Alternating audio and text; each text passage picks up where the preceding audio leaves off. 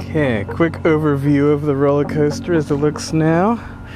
Got the drop, whatever that inversion is, and look at that Stengel dive.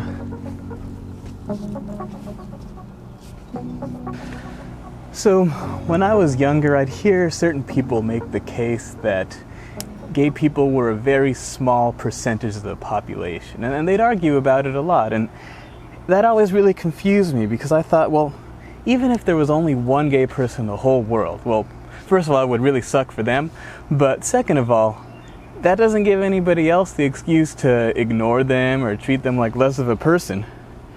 But as you'll see in the story today, the statistics of it don't matter, but at the same time, it does feel good when you realize that you're not the only one. So every summer in the military, a lot of people move from one command to the other.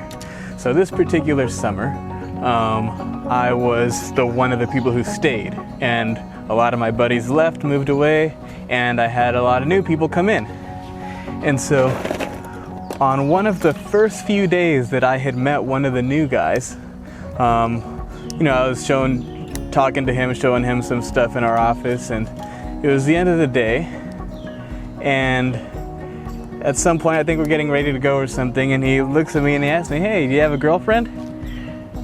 And I gotta admit, I panicked a little bit for a moment. So I didn't know too much about this guy yet. I did know I think he was religious, and I knew I had a wife and kids. So I didn't want to make him uncomfortable or start things off on the wrong foot, but I also wanted to be able to be open and honest. So after what was probably a really long and awkward pause, I was like, well, I don't have a girlfriend, but I do have a boyfriend.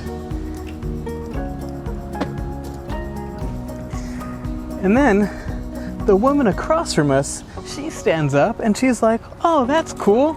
I have a wife."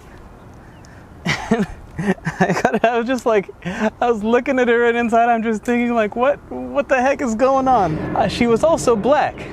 Which takes me back to the guy I was talking to, this poor straight white kid who is a double minority in this situation. And it was crazy. I don't know if he'd ever been in a situation like that before, but I definitely hadn't. And to that guy's credit, he was really cool and awesome about the whole situation, and we've hung out, the three of us, we've hung out quite a few times since then, and today I definitely consider him a friend. But when it comes to the woman with the wife, her name's Delane, and I am so glad that in that moment I didn't chicken out and say something weirdly ambiguous like, "Oh, I have a partner," or "I'm seeing someone," because it enabled her to to tell more about herself in that moment, and I think it did a really good job at speeding up the rate at which we got to know each other in our friendship, which when you're in the military and you don't have very much time with each other, it's before you get shipped out somewhere else, I think it's really important. So Delane's actually been a huge help to me, and I've gone to her for advice on several occasions while I've been here in this city.